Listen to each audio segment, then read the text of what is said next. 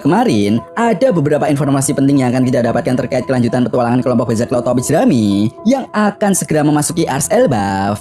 Nah, tentunya sebelum memasuki Ars Elbaf, jika kita melihat pola yang selalu diberikan oleh Oda Sensei, kita akan mendapatkan sebuah post Ars, di mana post Ars ini merupakan sebuah Ars transisi sebelum memasuki Ars inti, yaitu Ars Elbaf. Tentunya kalian semua para fan One Piece pasti sudah paham betul. Di Ars transisi ini, Oda Sensei sering sekali memberikan petunjuk ataupun informasi penting terkait apa yang akan terjadi ke depannya di dunia One Piece.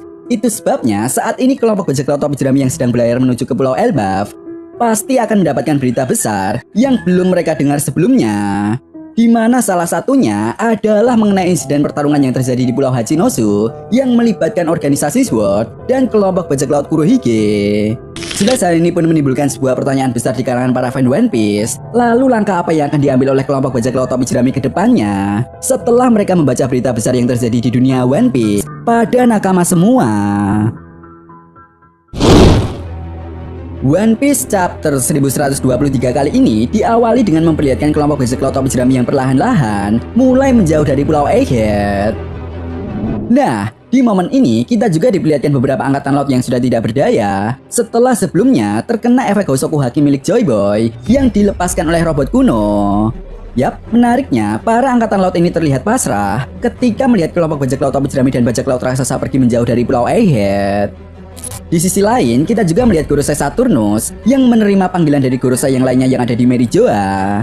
Nah, dalam perbincangan tersebut, Gorosei Nusjuro mengatakan bahwa dia tidak menyangka jika robot kuno tersebut masih menyimpan kekuatan haki milik Joy Boy. Di sisi lain, Gorosei Warkuri juga mengatakan bahwa saat ini, pemerintah dunia dan angkatan laut sudah tidak punya pilihan lagi selain menarik semua kekuatan tempur mereka yang ada di Pulau Egghead. Sementara Gorosei Saturnus mengatakan bahwa dirinya berniat untuk mencari keberadaan Vega Pangyok dan memastikan apakah energi Mother Flame yang ada di Pulau Egghead masih aman atau tidak, dan berencana untuk membawanya sebagai energi untuk membangkitkan senjata kuno. Nah, menariknya saat Gorosei Saturnus mengatakan hal ini, kita diperlihatkan sosok Im Sama yang sedang berada di sebuah ruangan bersama dengan seseorang yang sebelumnya telah memanggilnya.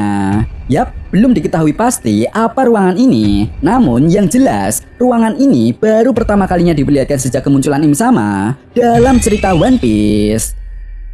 Scene pun kemudian berganti dan membawa kita kembali ke dekat perairan Pulau Egghead.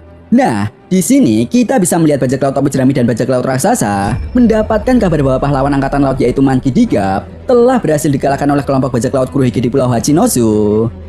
Yap, menariknya dalam headline berita tersebut dikatakan bahwa Aokiji Guzan lah yang telah berhasil mengalahkan Garp. Jelas hal ini pun membuat Luffy sangat terkejut dan tidak menyangka jika Aokiji Guzan akan menjadi dalang kekalahan kakeknya tersebut. Namun di sisi lain, Luffy tetap yakin jika kakeknya tidak akan mungkin kalah. Sehingga Luffy pun meminta kepada rekan-rekannya untuk tidak memikirkan hal tersebut dan tetap fokus pada tujuannya ke Pulau Elbaf. Sementara itu, kita juga bisa melihat ekspresi Robin yang tampak kaget saat mengetahui bahwa Aokiji Guzan benar-benar bergabung dengan kelompok bajak laut Kurohige. Scene pun kemudian berganti dan membawa kita ke Pulau Hachinosu. Yap, di sini kita bisa melihat Aokiji Guzan yang tampak merenung dan terbayang-bayang perkataan dari Monkey D. Garp yang mengatakan bahwa keadilan pasti akan menang. Nah, tepat di momen ini juga, tiba-tiba Guzan dikejutkan dengan kemunculan Katarina Devon, Van Algor, dan Karibo. Sementara di sisi lain, Karibo yang juga melihat Guzan pun tampak terkejut bahwa Guzan benar-benar bergabung dengan kelompok bajak laut Kurohige. Karibo kemudian bertanya kepada Guzan, apakah kau benar-benar telah keluar dari angkatan laut? Namun, Guzan tidak merespon pertanyaan dari Karibo tersebut, dan justru Kurohige lah yang langsung menarik Karibo dengan kekuatan buah iblis Yami Yaminomi dan menyuruhnya untuk tidak basa-basi lagi.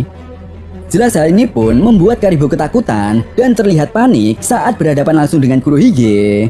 Sehingga Karibo pun langsung mengatakan bahwa dirinya mengetahui informasi penting terkait keberadaan dua senjata kuno, yaitu Poseidon dan juga Pluton. Nah, dalam sebuah halaman ganda, kita diperlihatkan reaksi dari kelompok bajak laut Kurohige. Mereka yang awalnya tidak peduli dengan Karibo, kemudian terlihat serius dan menatap ke arah Karibo, termasuk Aokiji Guzan.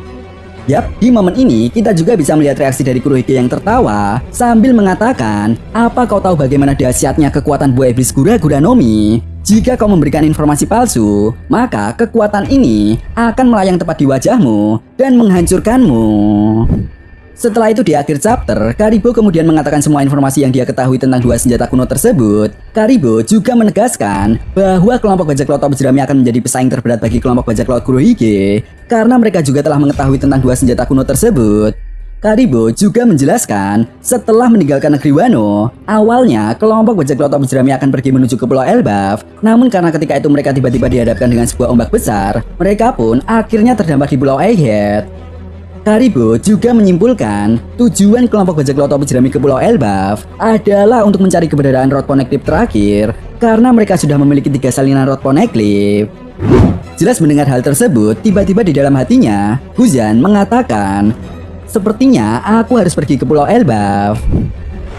Chapter pun kemudian ditutup dengan memperlihatkan Kurohige yang memerintahkan anggota bajak lautnya untuk memastikan apa yang dikatakan oleh Karibo memang benar, serta memerintahkan kepada Guzan, Shiryu, dan Vasco Sud untuk pergi menuju ke Pulau Elbaf untuk memastikan apakah di Pulau Elbaf terdapat Rod Poneglyph terakhir atau tidak. Yap, tentunya ini sangat menarik ya bosku. Secara tidak langsung, akhirnya Luffy benar-benar akan bertemu dengan Guzan, sehingga Luffy pun akan memastikan kebenaran berita tentang kekalahan kakek